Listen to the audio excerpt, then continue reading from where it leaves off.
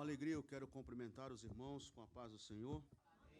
Graças a Deus que nos dá a vitória por nosso Senhor Jesus Cristo. Estou feliz e muito uma vez mais nesta oportunidade numa escola bíblica para compartilhar a palavra de Deus, compartilhar o Evangelho, refletirmos juntos na palavra de Deus, que nós entendemos que é a palavra de Deus que nos norteia, que nos dirige, que nos alicerça, e eu estou feliz e grato pela oportunidade de poder estar com os irmãos. Minha alegria poder estar mais uma vez com meu amigo pastor Bruno, sua família, irmã Joyce, pastor Nivaldo, prazer revê-lo e estar com os irmãos nesses dias. Estamos ainda, na verdade, saindo de um caos global, um caos mundial, essa pandemia que se acometeu sobre todo o mundo, E essa é a segunda vez que eu estou vindo aos Estados Unidos depois desta pandemia. Fiquei praticamente 2 anos isolado lá no Brasil e vim o mês passado, estive aqui em Ohio, cooperando também numa conferência de avivamento, e esta é a segunda vez que eu venho aqui. E tenho o prazer e o privilégio de agradecer a Deus pela oportunidade de estar com os irmãos para juntos refletirmos na palavra de Deus. Bem, irmãos, nós estamos numa escola bíblica e temos um tema principal, por assim dizer, a chama que dinamiza o ministério cristão a partir do texto de Atos, capítulo 1, versículo de número 8. E o subtema que foi me dado para hoje à noite é a obra do Espírito Santo na vida do cristão. Do Espírito Santo na vida do cristão, na vida do crente.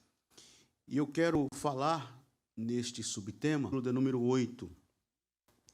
De número 8, a partir do versículo de número 1. E também mantenha a Bíblia aberta, mesmo após a leitura, porque é uma escola bíblica e eu vou precisar conferir algumas referências aqui, então é importante você ter a sua Bíblia aberta em Romanos, capítulo 8, e como nós estamos, porque você pode ser que esteja apenas com o aplicativo aos Romanos, capítulo 8, versículo de número 1, eu leio até o versículo de número 17.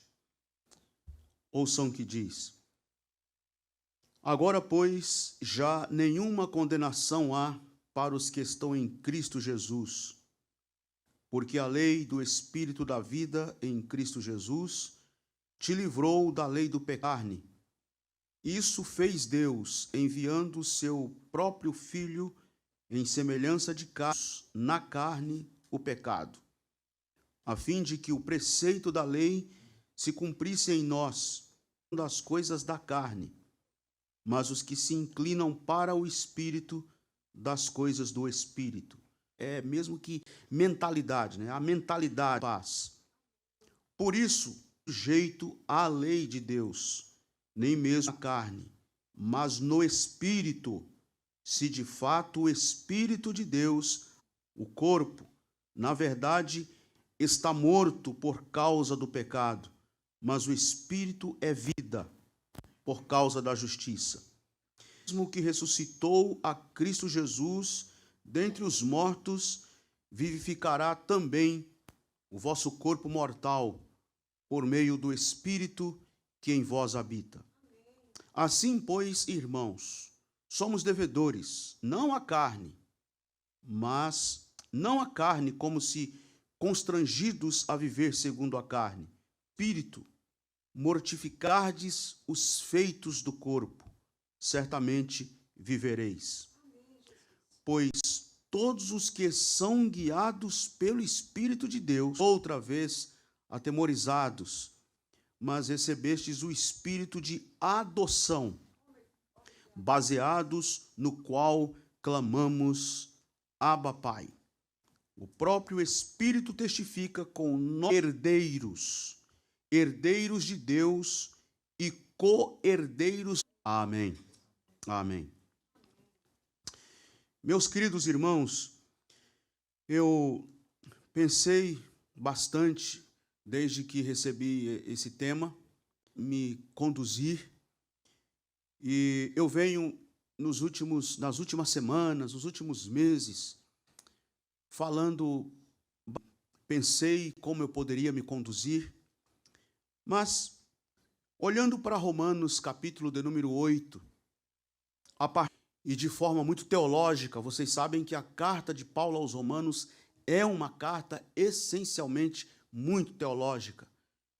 Então, a partir das que estão aqui usadas pelo apóstolo São Paulo, que podem nos ajudar a identificar que obra é essa que o Espírito Santo opera no coração, na mente daqueles que aceitam servir a Deus, daqueles que a forma como vou caminhar aqui com vocês nos minutos que tenho para falar desta temática, a obra do Espírito Santo na vida do cristão, ela segue um roteiro das doutrinas fundamentais da fé cristã, daquilo que nós compreendemos da fé cristã, que, aliás, a obra do Espírito Santo na vida do cristão é um dos temas. Então, a primeira palavra que eu quero destacar aqui para nós, começando de trás para frente, a primeira palavra que eu quero destacar para nós aqui, que nos ajudam na compreensão do que é esta obra, o 15. Veja aí na sua Bíblia, Romanos capítulo 8, versículo de número 15. Paulo diz assim: porque não recebestes o Espírito de adoção. A adoção. Então, é o Espírito quem testifica por Deus.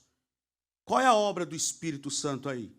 O Espírito Santo testifica, então, com o nosso espírito, e isso testifica, quer dizer, ele confirma, ele nos torna convictos, isso com o nosso espírito, de que nós somos filhos. Para esta obra maravilhosa, para nos conscientizar, para nos convencer, para testificar ao nosso próprio espírito.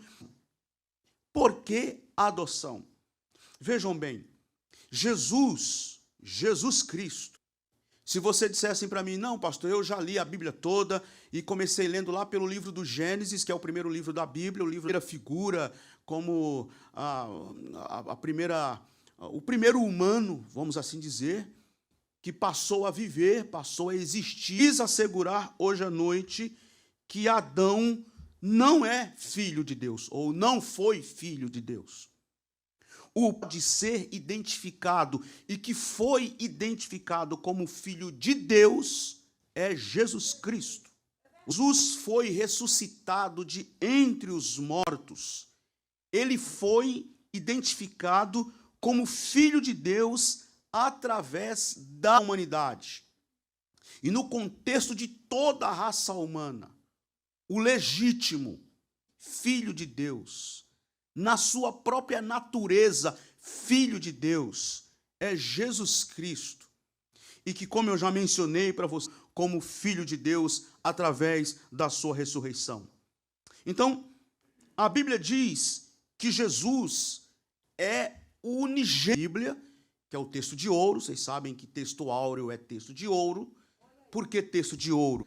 João 3,16. Todos sabem de cor salteado. Porque Deus amou o mundo de tal maneira que deu o seu Filho unigênito. Deu o seu Filho unigênito. Para quê?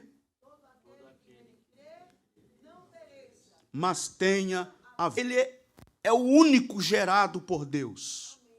Por isso que eu estou insistindo aqui que Jesus é o primeiro na raça humana identificado como filho de Deus, porque ele é o unigênito de Deus. E unigênito de Deus porque ele é Deus. Jesus é o único que tem ele tem a mesma natureza de Deus. Jesus, como filho de Deus. E agora nós vivemos debaixo da promessa de sermos parte do nosso Senhor, mas nós fomos adotados como filhos de Deus, e vivemos debaixo da promessa de sermos participantes da graça. Nós somos pela graça. Vocês sabem o que é graça? Um favor imerecido, um favor que nós não somos dignos. Alguém já disse que nós somos pela graça aquilo que Jesus é por natureza. Jesus é por natureza. Nós somos aquilo que ele é por natureza, mas somos pela graça. Quer dizer, esse favor imerecido que nos alcança ou que nos alcançou. Então, nós fomos criados, mas fomos adotados. Quer dizer, nós não fomos gerados. Por isso que eu falei aqui a respeito de natureza. Nós fomos adotados, nós fomos criados.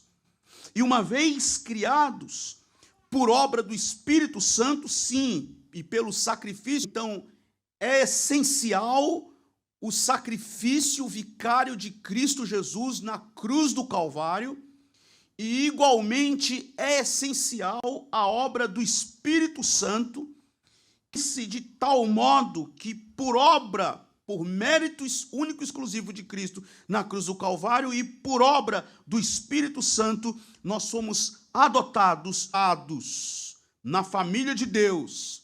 Fomos adotados como filhos de Deus, então nós podemos nos dirigir a Deus da mesma forma que Jesus Cristo se dirigia a ele.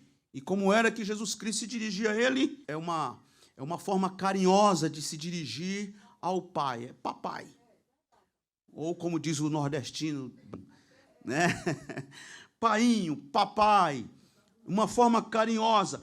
Meu pai revela não só carinho, não só afeto, mas revela também intimidade. Jesus tem essa intimidade com... Lembram da oração que Jesus, a oração dominical que Jesus ensinou no Sermão do Monte? Ele disse, quando vocês forem orar, primeiro ele diz assim, ó, não orem como os fariseus, esquinas das ruas, para serem vistos pelos homens. Não sejam como eles. Amém. E tem outra coisa, Jesus diz. Também falando, Deus vai ouvir, e não é pelo muito falar que será ouvido. Então também não sejam como eles. Amém. Então quando vocês forem orar, façam assim. Vão para o teu quarto, fecham a porta, ora em oculto, e o Pai que vê em secreto vai te recompensar. Amém. Aí depois que ele dá essa instrução, ele traz agora um modelo de oração, e o modelo de oração é, quando vocês orarem, orem assim, Pai nosso que está nos céus.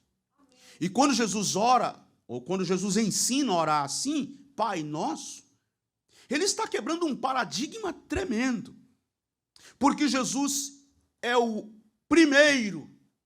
Até Jesus, ninguém ousou chamar Deus de Pai.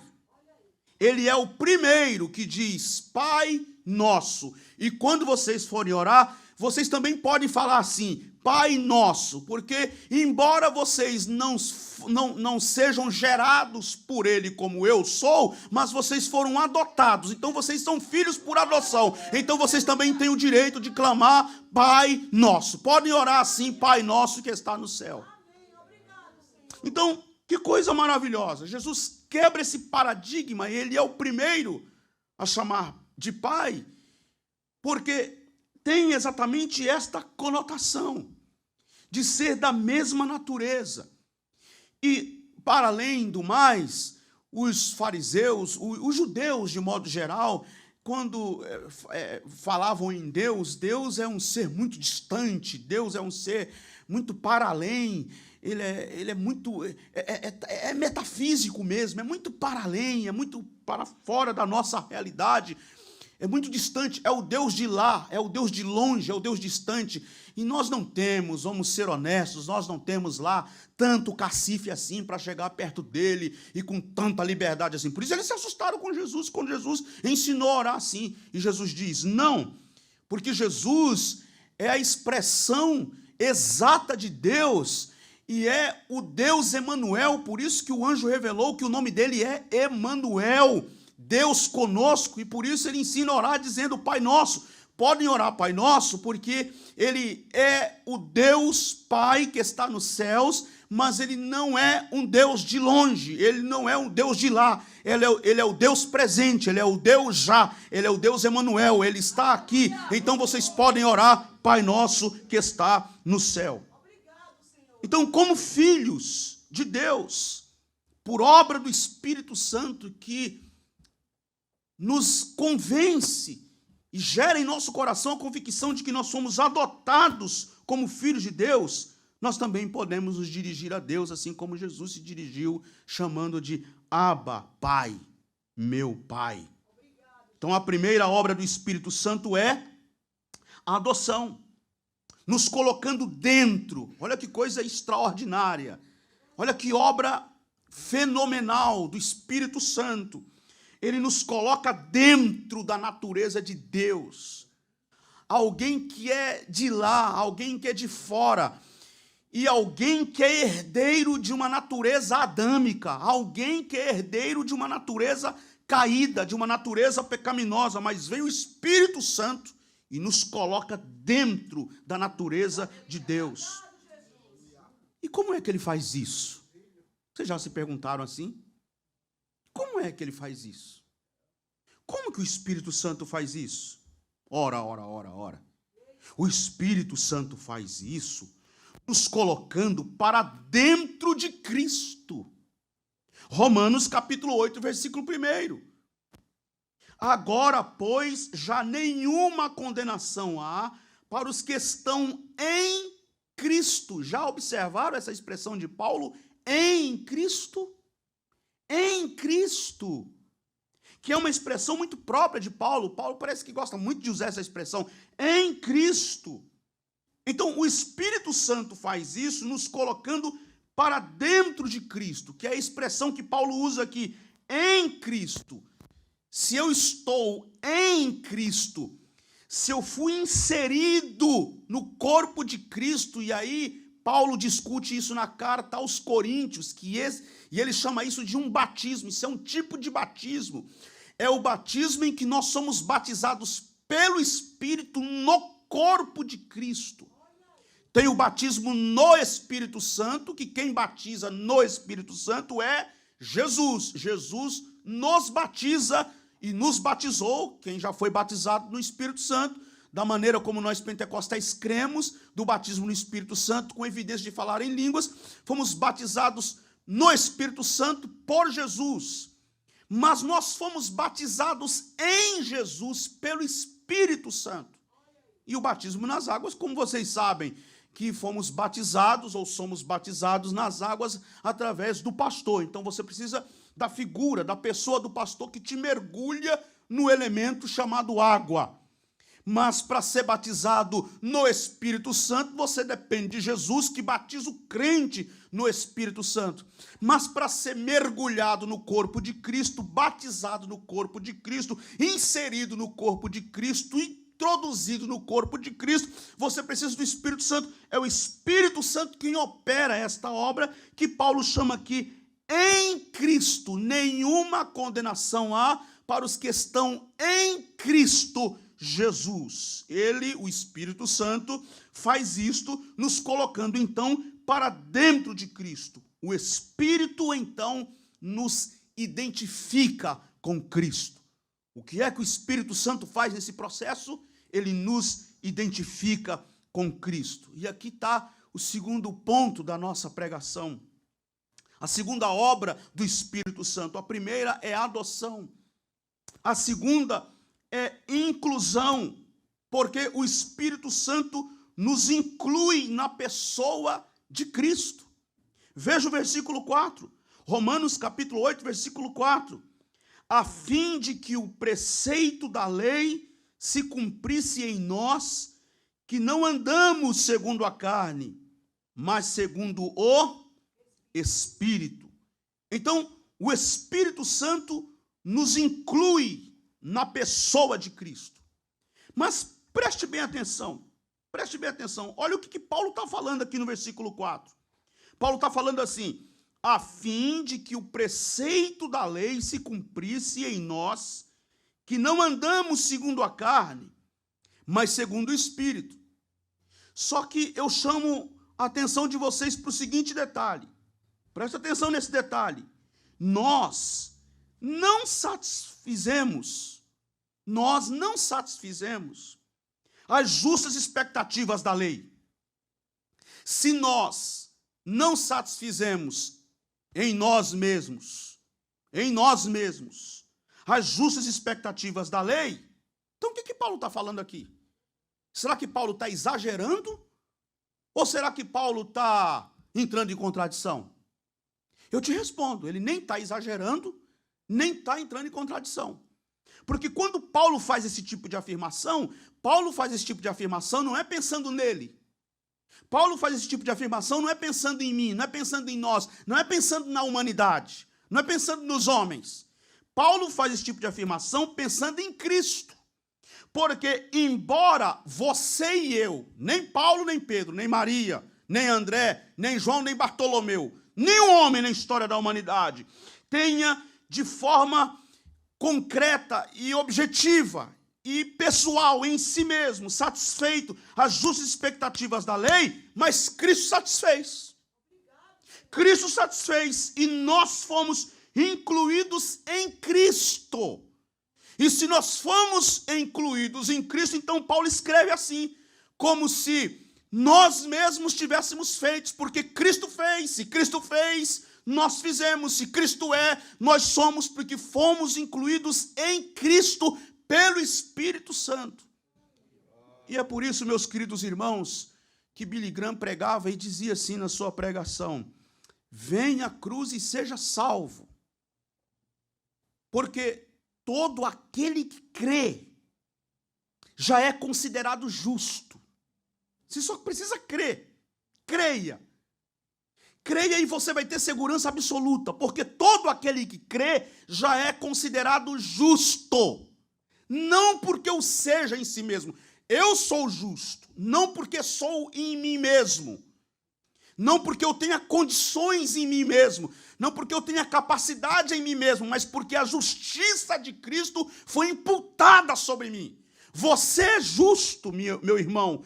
A senhora é justa, minha irmã. Não porque você seja em si mesma ou em si mesmo, não porque você tenha capacidade para tal, mas porque a justiça de Cristo foi imputada sobre nós, foi imputada sobre você e, portanto, você é considerado justo diante de Deus. Então vejam, olha que coisa extraordinária. Ele nos incluiu na pessoa de Cristo. E Paulo já havia dito isto no capítulo 6, versículo do número 4, da mesma carta aos Romanos. Paulo está quase que repetindo o que ele já tinha falado. No capítulo 6, versículo 4, quando ele diz assim: fomos, pois, sepultados com ele na morte pelo batismo, para que, como Cristo foi ressuscitado dentre os mortos pela glória do Pai, assim também andemos nós em novidade de vida. Algumas traduções diz: vivamos a ressurreição. Ou seja, olha o que Paulo está falando aqui. Nós fomos sepultados com ele na morte pelo batismo, para que, como Cristo ressuscitou dentre os mortos pela glória do Pai, assim também nós andemos em novidade de vida. É obra do Espírito Santo. Isto é obra do Espírito Santo. Ele nos incluiu em Cristo. Estamos incluídos em Cristo por obra do Espírito Santo. Terceiro lugar. A terceira obra que o Espírito Santo opera. Ele opera libertação. Versículos 1 e 2. Romanos, capítulo 8, versículos 1 e 2. Estão acompanhando? Está claro? Está claro ou não? Está confuso? Não? Está claro? Porque se estiver confuso, eu volto tudo de novo. Aí você vai dizer: não, pastor, pelo amor de Deus, vai embora. Bom, é o básico do básico. Nós estamos falando de coisa muito básica, muito fundamental aqui da fé cristã. O Espírito Santo opera. Em terceiro lugar, a obra da libertação. Capítulo 8, versículos 1 e 2 de Romanos. Agora, pois, já nenhuma condenação há para os que estão em Cristo Jesus, porque a lei do Espírito da vida, em Cristo Jesus, te livrou da lei do pecado e da morte. Fomos libertos. Ele nos livrou. Ele nos libertou. Tornou-nos livres. Ele nos salvou. Mas a pergunta é: ele nos livrou do quê? Ele nos libertou do quê? Ele nos salvou do quê? Pelo que Paulo está falando aqui, e pelo que Paulo está tratando aqui, o apóstolo São Paulo traça para nós pelo menos 4 pilares em que Jesus nos salvou, nos resgatou desses 4 pilares de morte. Primeiro, ele nos salvou da ira de Deus. Segundo, ele nos libertou da lei. Terceiro, ele nos libertou do poder do pecado. E quarto, ele nos libertou do destino da morte. Primeiro, ele nos libertou, nos salvou, nos livrou da ira de Deus. Romanos capítulo 1, versículo 18. Veja aí o que Paulo diz. Carta aos Romanos, capítulo 1, versículo 18. A ira de Deus se revela do céu contra toda impiedade e perversão dos homens que detêm a verdade pela justiça. Então Paulo diz assim, olha, dessa ira de Deus que se revela desde os céus, pelo sacrifício de Cristo e pelos méritos de Cristo na cruz do Calvário, vocês estão livres desta ira. Ele diz assim, ao invés de vocês pensarem em Deus como um Deus irado, ao invés de vocês olharem para Deus como um Deus iracundo, como um tirano, como um Deus ranzinza, um Deus perverso, um Deus cruel, um Deus déspota, um Deus que está sondando a vida, os deslizes, os pecados de vocês para passar a espada e condenar vocês, podem deletar isso da mente, do coração, do pensamento de vocês. E olhem para Deus não como um Deus irado, mas olhem para Deus agora como um Deus de amor. Ele é o Deus de amor. Porque pelo sacrifício de Cristo na cruz do Calvário, essa ira de Deus foi aplacada. E ele nos salvou da ira de Deus. Depois Paulo diz assim, ele nos salvou também, nos livrou também da lei. E a lei era o critério de Deus. A lei era o critério de Deus. E assim, vamos e venhamos. Aquilo que nós chamamos de o caráter de Deus. Mas esse caráter de Deus, se fosse para nós alcançarmos esse caráter de Deus pelo critério da lei, jamais conseguiríamos. É um patamar muito fora da nossa realidade. É um nível inalcançável. Ninguém na história, nem Abraão, nem José, nem Moisés, nem Jacó, nem, quem mais? Esther, Débora, nem Davi, nem Sansão, nem Jó, nem Daniel.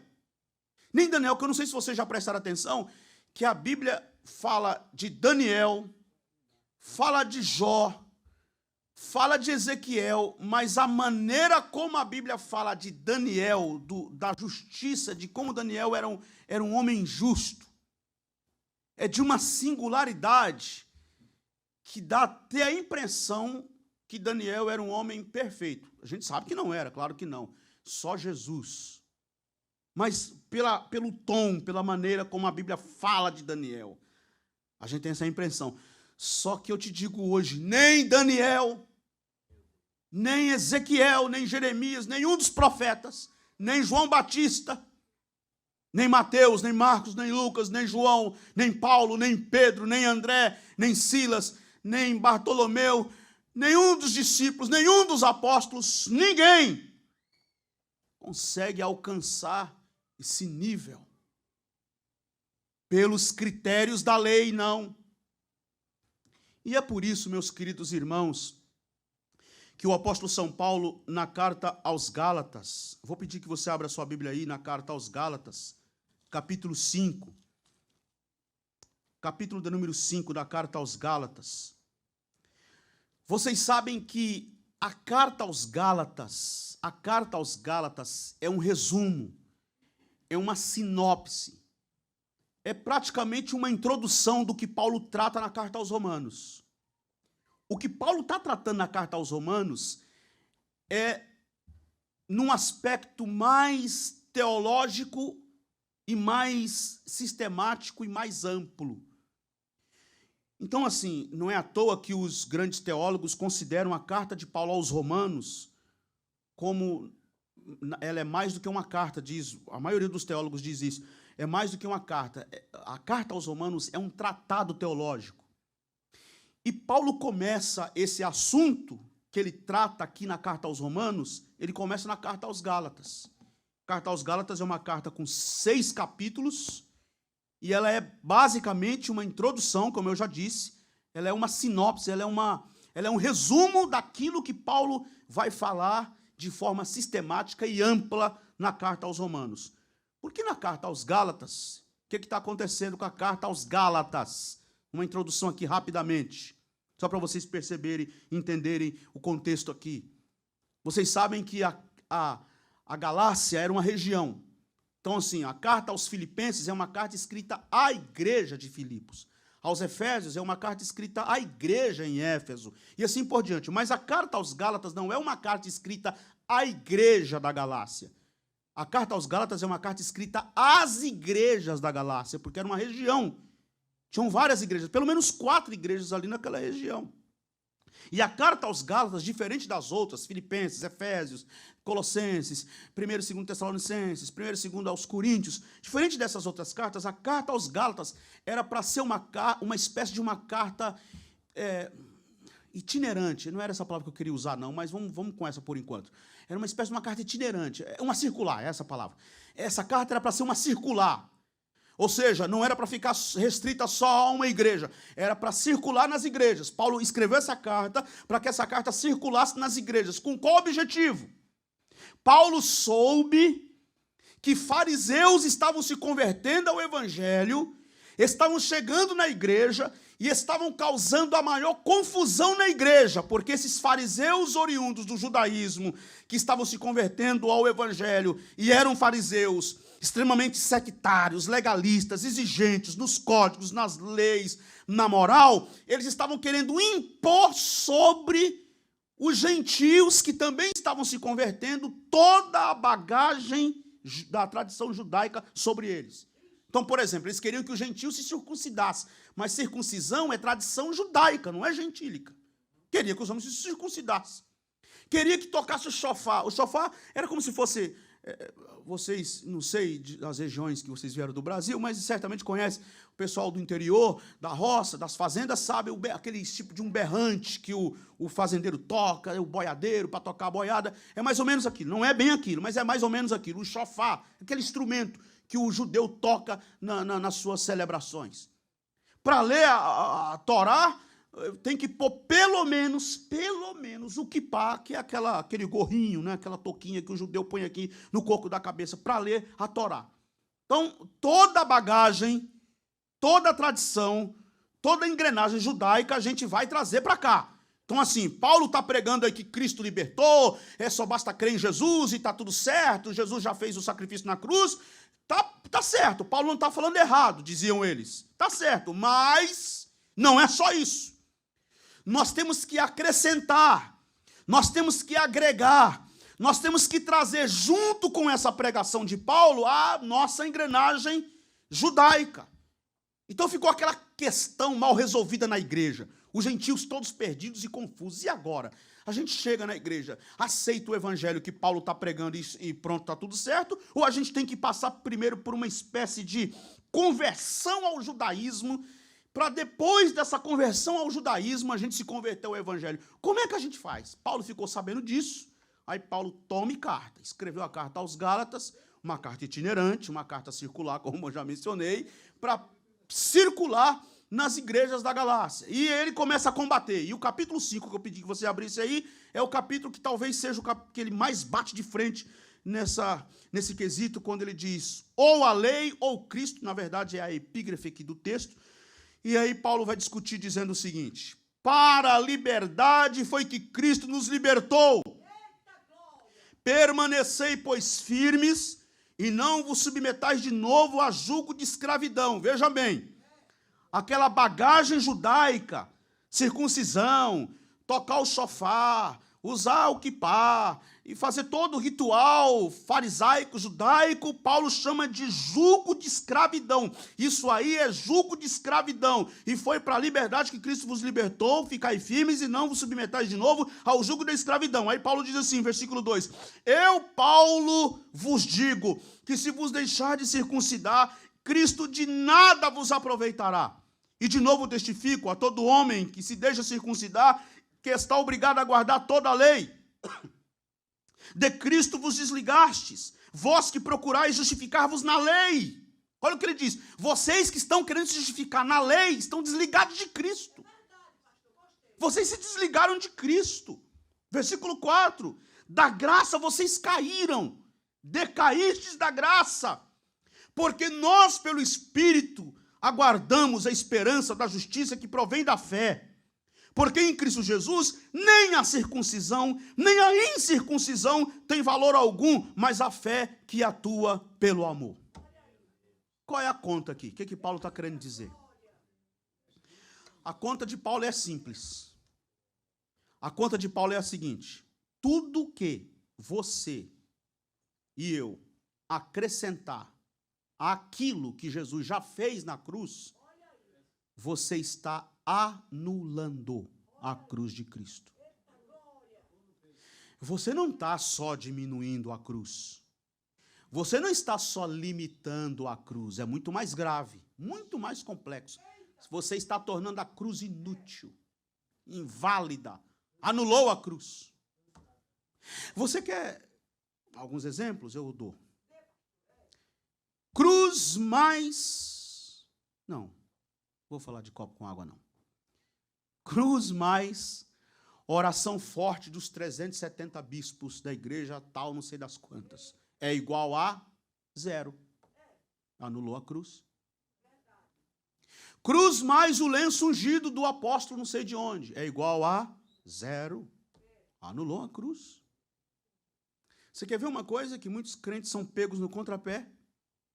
Cruz mais batismo nas águas é igual a 0. Anulou a cruz. Pastor, eu achei que o batismo... você achou errado. Porque a cruz precede o batismo. A cruz é antes do batismo. Jesus disse, quem crer e for batizado será salvo. Quem não crê, aí nem repete mais ser batizado. Quem não crê, não crê. Será condenado. Então, a cruz é antes. A cruz precede o batismo. Aliás, eu só cheguei ao estágio do batismo porque houve uma cruz antes. Eu só cheguei ao estágio do batismo porque primeiro eu criei. Eu só cheguei ao estágio do batismo porque primeiro foi gerado fé em meu coração. E esse evangelho me libertou da escravidão. E eu tão decidido por Cristo fiquei, que eu disse, eu vou descer as águas do batismo e darei o meu testemunho público e pessoal, que eu seguirei o Nazareno até as últimas consequências. Essa é a conta que o apóstolo São Paulo faz aqui. Vocês estão anulando a cruz, e aí Paulo diz assim, voltando aqui ao nosso assunto. Paulo diz assim, ele nos libertou da lei. Não há mais nenhuma dívida com a divindade. É por isso que a grande diferença entre religião... Qual é a grande diferença de religião e pregação do evangelho? Porque, sinceramente, eu não gosto muito que as pessoas falem, você é religioso. Porque tem uma conotação pejorativa. Mas, por outro lado, eu sou, sim, religioso. Sou uma pessoa de fé, uma pessoa que tenho as minhas crenças, eu tenho devoção, eu vou para a igreja. Nós estamos aqui num espaço religioso. Isso aqui é um espaço religioso. Carregamos um livro que retrata aspectos religiosos e tal. Qual a diferença de religião e pregação do evangelho? Porque assim, olha que coisa interessante. Tanto a religião como o evangelho, inicialmente, fala a mesma coisa. Inicialmente. A religião fala assim para você não presta, você é pecador, você é miserável, você não está com nada. O evangelho diz também a mesma coisa. Você não presta, você é pecador, você é miserável, você está caído, você está desligado de Deus, você está afastado de Deus, o pecado te destruiu, o pecado te afastou de Deus, o pecado rompeu a sua conexão com Deus. O evangelho diz a mesma coisa que a religião fala. Só que aí a grande diferença está aí.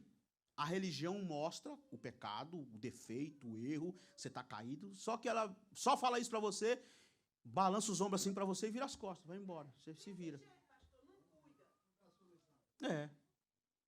Eu estou doente, um exemplo, tá? Não estou não, mas vamos supor que eu estou doente.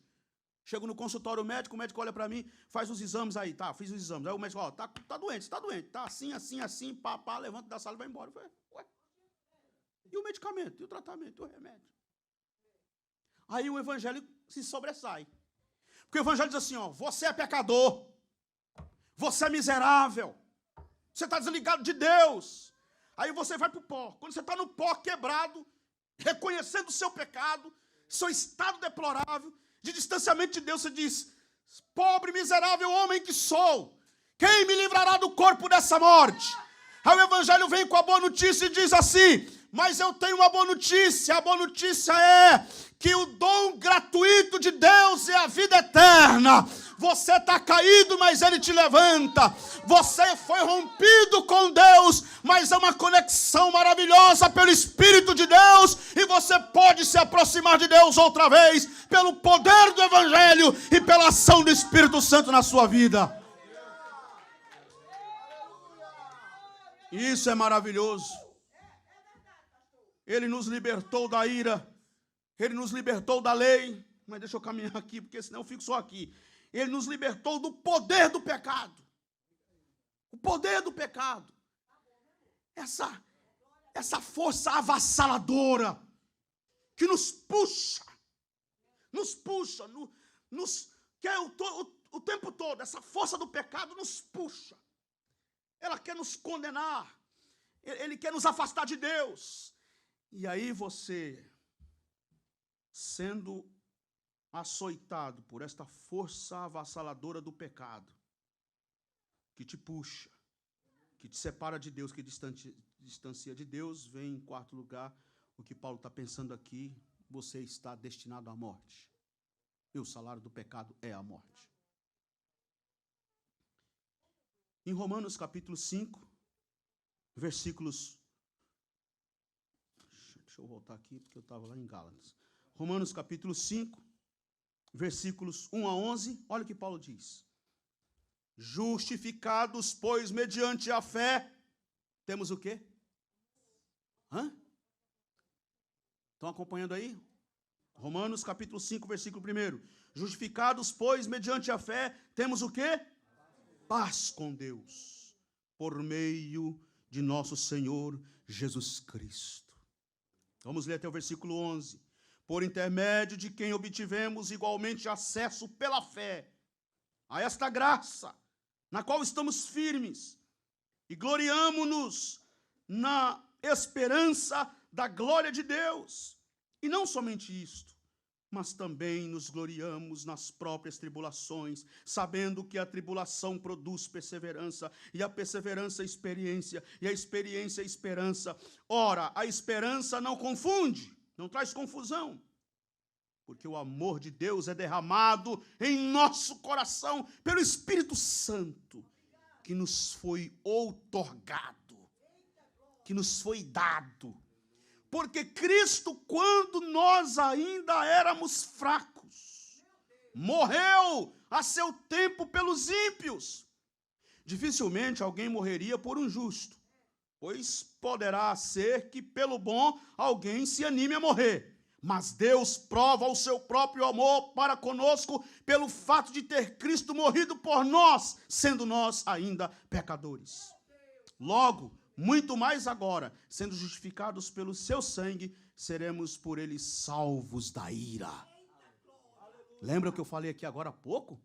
Que ele nos salvou da ira, nos livrou da ira. Seremos salvos por ele da ira. Porque se nós, quando inimigos, fomos reconciliados com Deus mediante a morte do seu Filho, muito mais, estando já reconciliados, seremos salvos pela sua vida. E não apenas isto, mas também nos gloriamos em Deus por nosso Senhor Jesus Cristo, por intermédio de quem recebemos agora a reconciliação.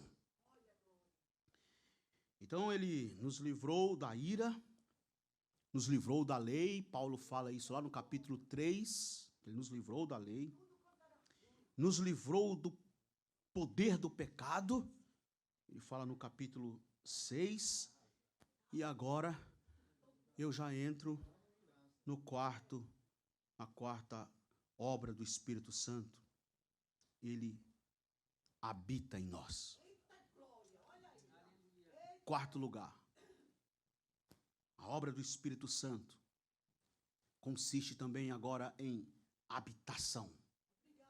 Ele habita em nós. Versículo 9. Romanos capítulo 8, versículo 9. Vós, porém, não estáis na carne, mas no Espírito, se de fato o Espírito de Deus habita em vós. Presta atenção nesse versículo, porque se a gente ler e ter um entendimento errado, se a gente ler errado e ter uma perspectiva errada do texto, a gente vai entender errado. Então presta bem atenção no que Paulo está falando, como ele está falando. Vós, porém, não estáis na carne, mas no Espírito.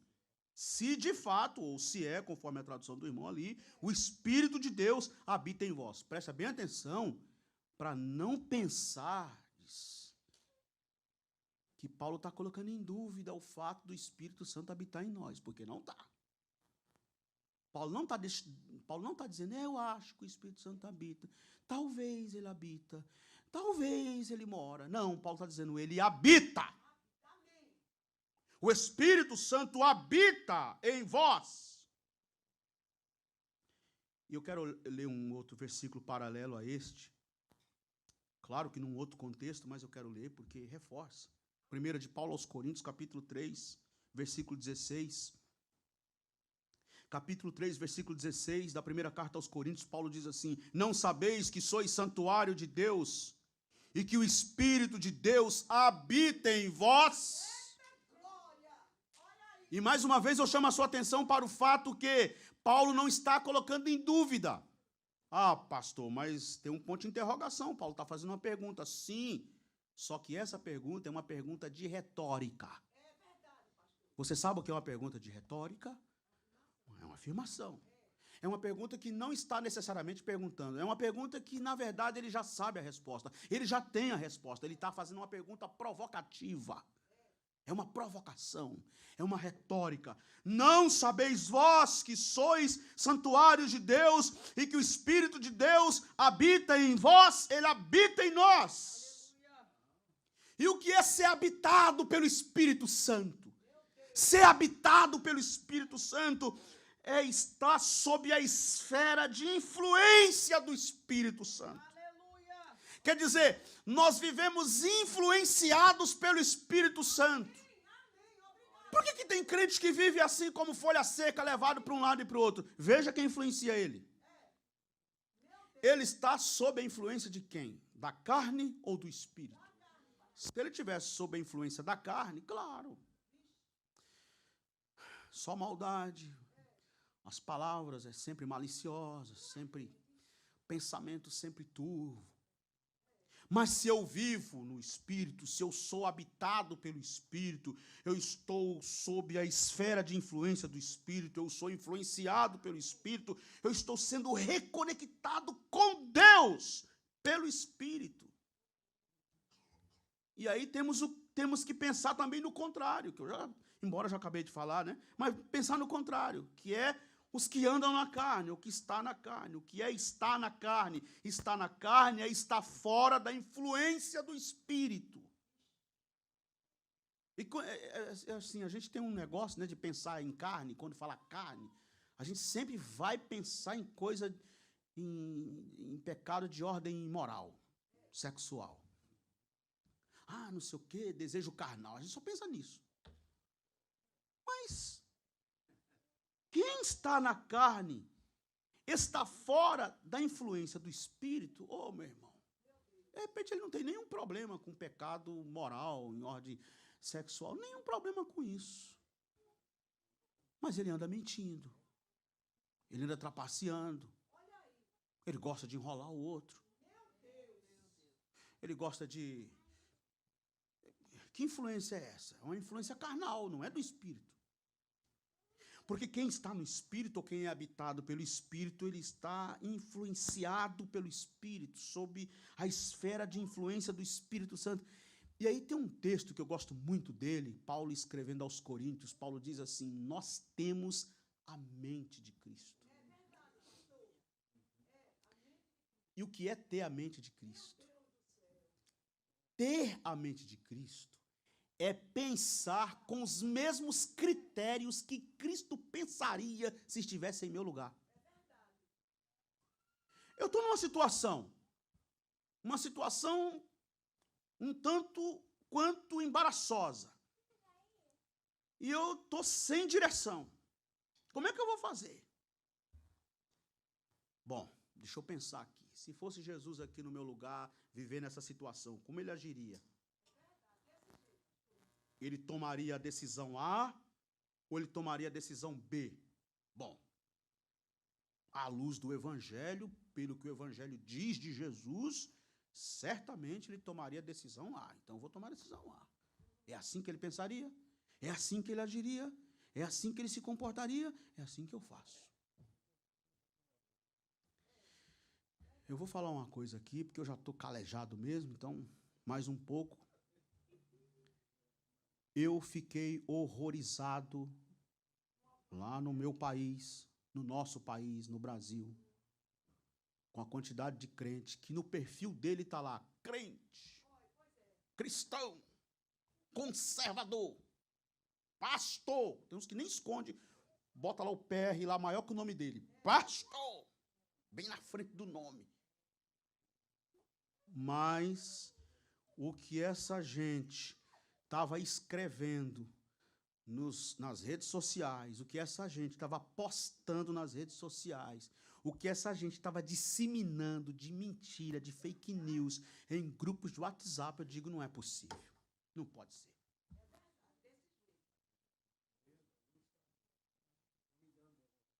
Exatamente, pastor Nivaldo, obrigado. O pastor Nivaldo está reforçando que Jesus veio desfazer, destruir as obras do diabo. Atos 10, 38 também que diz, né, que assim como Deus ungiu a Jesus de Nazaré com o Espírito Santo com poder, o qual andou fazendo bem, curando a todos os oprimidos do diabo, porque Deus era com ele. Então assim, se Jesus veio desfazer as obras do diabo, o que eu tenho que estar me misturando com elas? O que eu tenho que estar me associando a elas? E cristão, não sou cristão, sou pastor, mas desse jeito. Jesus falaria isso? Jesus teria esse comportamento? Se Jesus estivesse aqui hoje, ele escreveria isso que você está escrevendo aí na rede social? Ele faria esse tipo de comentário que você está fazendo no Instagram do outro aí? ele espalharia esse negócio aí que você está mandando para o grupo de WhatsApp. O tio foi obrigado a falar para o irmão mandou para mim uma profetada lá, uma mania de mandar profetada para a gente no WhatsApp. Então, me manda. Eu perdi a paciência com ele, falei, irmão, o dia que o irmão me mandar outra profecia aqui, eu bloqueei o irmão. Porque profetizando no WhatsApp, não sei o quê. E Deus agora se perdeu, que Deus não mais sabe falar mais com o povo? Será que Deus se perdeu, que não sabe mais falar? Agora, eu estou perdidinho, estou perdido, porque agora com o negócio de WhatsApp, manda um recado aí, ô Miguel, dá um recado lá, eles espalham lá pelos grupos, lá amanhã, transmissão direta, linha de transmissão, sei lá como é que fala. E pronto. Falei, irmão, pare com isso. E teve um negócio lá, que vocês nem sabem que eu vou falar aqui agora, já que eu estou falando mesmo, que o mundo vai acabar, porque não sei o que estava a gente morrendo e tudo. Irmão, e eu não fico tão chateado. Eu fico, mas não é tão chateado com quem manda isso. Eu fico mais chateado com um crente que pega a mensagem lá do outro lado e fica todo trêmulo. Ai, meu Deus do céu, olha aqui a profecia. Você não está vendo, não? A irmã mandou me chamar, irmão. A irmã mandou me chamar, minha mãe, vizinha da minha mãe, mandou minha mãe me chamar para ir na casa dela, para poder falar, porque eu não estava dormindo mais à noite, porque o mundo ia acabar, porque as pessoas iam começar a cair no meio da rua, porque ia ter um apagão, ia escurecer tudo, e as trevas, e não sei o que. Eu falei, irmão, pelo amor de Deus, que evangelho que a irmã leu?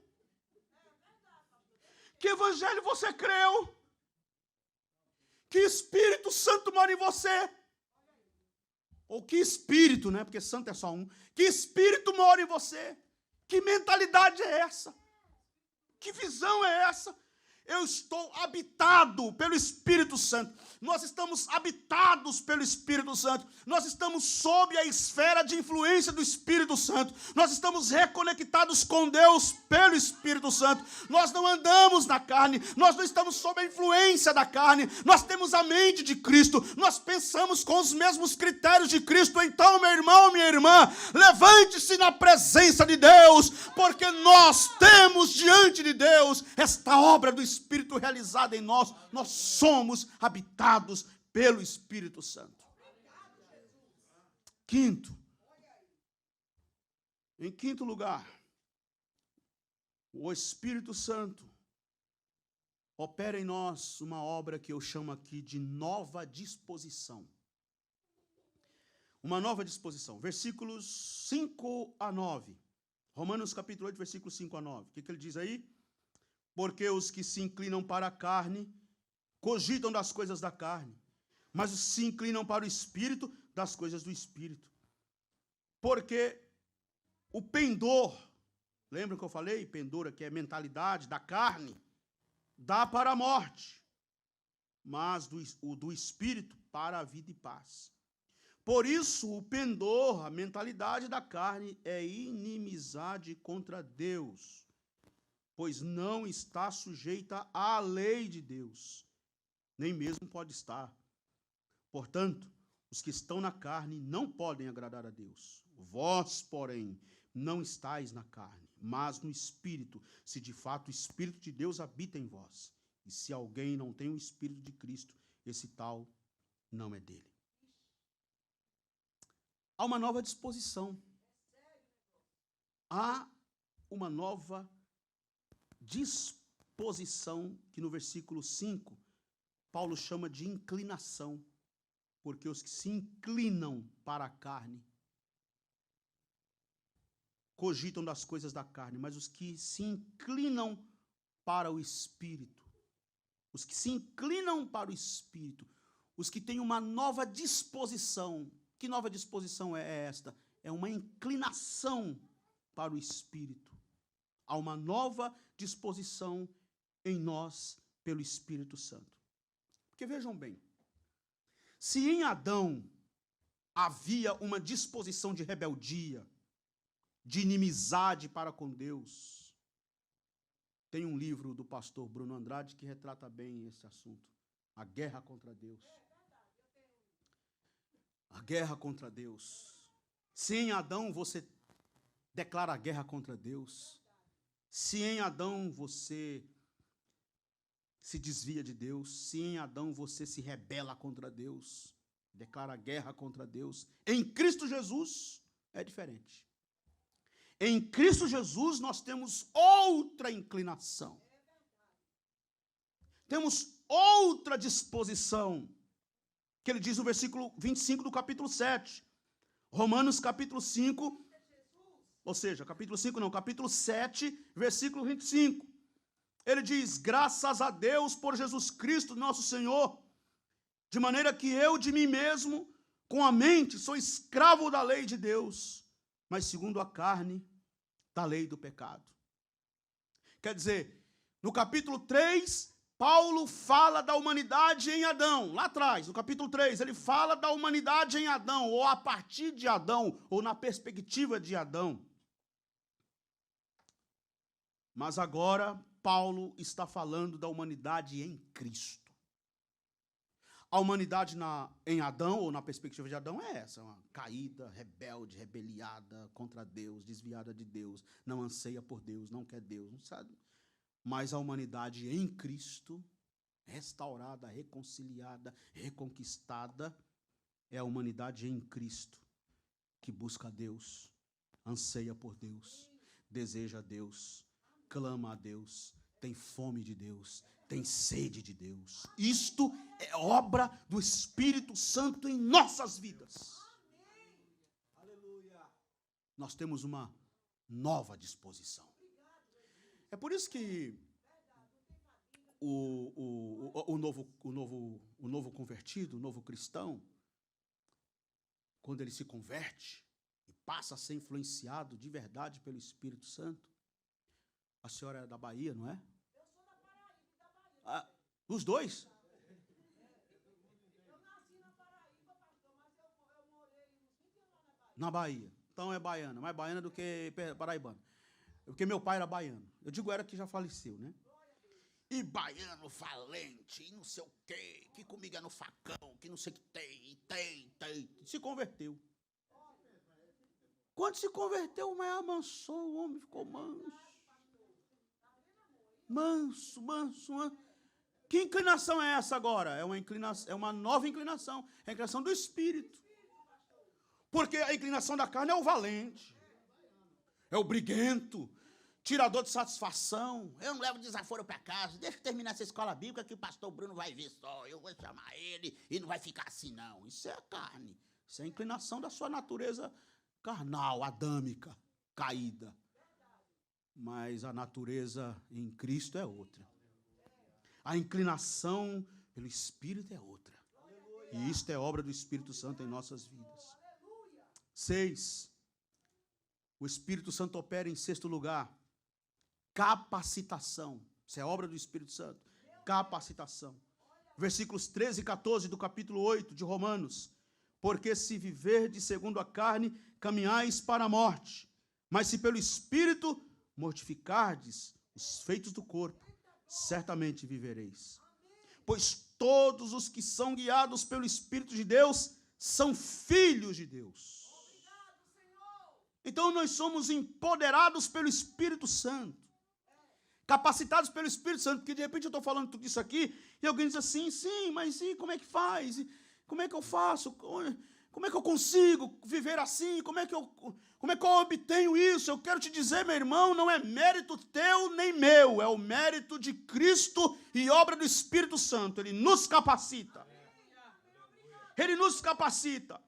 Então vejam bem, Ele nos adotou, Ele nos libertou, Ele nos habitou, Ele colocou em nós uma nova inclinação e agora Ele nos capacita para isto. Nos capacita, nos energiza, nos empodera para isto e nós podemos viver tranquilos. Tranquilos. Porque é o mesmo Espírito que opera em nós, tanto querer como efetuar. Ele nos capacita. 7, último, eu termino aqui. Deixei a propósito por último. Santificação. Ele é chamado Espírito Santo. Por que ele é chamado Espírito Santo? Ele é chamado Espírito Santo porque é o Espírito do Santo. Quando Uzias morreu, Isaías viu o Senhor assentado em um alto e sublime trono. Lembram disso? Capítulo 6 de Isaías. Os serafins estavam acima dele. Tinham 6 asas, lembram? 2 cobriam o rosto, 2 cobriam os pés, com 2 voavam e clamavam um para o outro, dizendo o quê? Santo, santo, santo, santo é o Senhor Deus dos exércitos. Toda a terra está cheia da sua glória. Ele é santo. E o Espírito é o Espírito do Santo, assentado em um alto e sublime trono. Por isso ele é o Espírito Santo, que nos santifica. E porque a sua principal obra é esta, a santificação. Agora eu quero te dizer o seguinte: santificação é obra de Deus operada pelo Espírito Santo na vida do crente. Então aqui não tem, mas lá no nosso Brasil tem um bocado de crente que faz questão de olhar para o outro assim de cima para baixo. Porque eu sou mais santo do que você. Eu sou santo, você não é. E aí tem gente que gosta de medir a santidade do outro ou o nível de santidade do outro pelo que ele está vestindo. Essa roupa sua não é de santo, a minha é. Essa sua gravata não é gravata de gente santa, a minha que é. O seu terno não é um terno de gente santo, o meu terno é que é. E julga o outro assim, pelo estilo de vida, pelo... Eu não estou entrando aqui, nem quero e nem posso entrar nos méritos aqui da questão dos usos e costumes, cada igreja tem, cada pastor, isso é competência do pastor, não a minha. Eu estou no mérito único, exclusivo, doutrinário, estou falando doutrinariamente. Doutrina como uma base fundamental da fé cristã. E observando com vocês aqui que santidade não é você que é, nem eu, e nem ninguém aqui. Mas é Ele que nos torna santos. Nós fomos santificados. É Ele que opera em nós a obra da santificação. Deixa eu começar por salvação, justificação e santificação. É mérito único e exclusivo de Cristo conquistado na cruz do Calvário e operado por obra do Espírito Santo na vida do cristão. Santificação é obra de Deus operada pelo Espírito Santo na vida do crente. Deixa eu te dizer mais. Nas minhas últimas palavras afirmo ainda: fora dos méritos de Cristo e da obra efetiva do Espírito Santo na nossa vida, ninguém é santificado. Ninguém. Não, pastor, eu oro 3 vezes por dia. Pode orar. Eu jejuo 3 vezes por semana. Pode olhar aí no caderno aí dos dízimos e das ofertas. De janeiro a janeiro, eu sou o crente mais fiel aqui nos dízimos e nas ofertas. Pode fazer o que você quiser, irmão. Você pode ser aquele religioso assim, rigoroso, impecável. Fora dos méritos de Cristo e da obra do Espírito Santo, você é só um religioso, só um religioso exemplar. Que, aliás, parabéns para o seu exemplo como religioso. Mas falta-te uma coisa, como disse Jesus ao jovem rico. Ainda te falta uma coisa. Quer se submeter ao jugo de Cristo. Porque ele diz, o meu jugo é suave e o meu fardo é leve. É se submeter à obra dele, do Espírito Santo dele. Te falta isso, nos falta isso muitas vezes. Então, eu termino aqui dizendo, fora dos méritos de Cristo e da obra efetiva do Espírito Santo na vida do crente, ninguém é santificado. É Ele que nos santifica. É Ele que opera em nós a obra da santificação.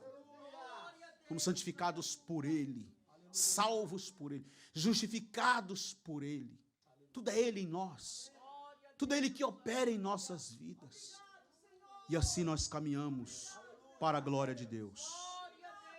fomos adotados, fomos incluídos, fomos libertados, fomos habitados, adquirimos uma nova disposição pelo Espírito de Deus, recebemos capacitação do Espírito Santo e fomos santificados por obra do Espírito Santo em nossas vidas. Fiquem em pé comigo em nome de Jesus, irmãos. Oremos ao Senhor. Amado Pai, maravilhoso Deus, eu quero te dar louvor nesta oportunidade, Senhor, pela graça que me concedestes, pela graça que me confiastes, ó Pai, para compartilhar a tua palavra. Coisa que eu não teria condições de mim mesmo, sou incapaz, sou tão limitado, Senhor, e não teria a menor condição, mas pelo Teu Espírito Santo eu compartilhei com o Teu povo, com a Tua igreja, a Tua palavra, e eu te peço que esta palavra seja aplicada pelo Teu Espírito, Senhor, aos nossos corações. Ajuda-nos, ó Pai, a compreendermos cada vez mais, a entendermos cada vez mais, Senhor, que o Teu Espírito Santo opera em nós, e que nós tão somente precisamos abrir os nossos corações, deixar espaço para que o Teu Espírito Santo opere em nós, trabalhe em nós, efetue em nós a obra que Ele apraz. Nós te pedimos isto no nome maravilhoso de Jesus. Amém. Amém.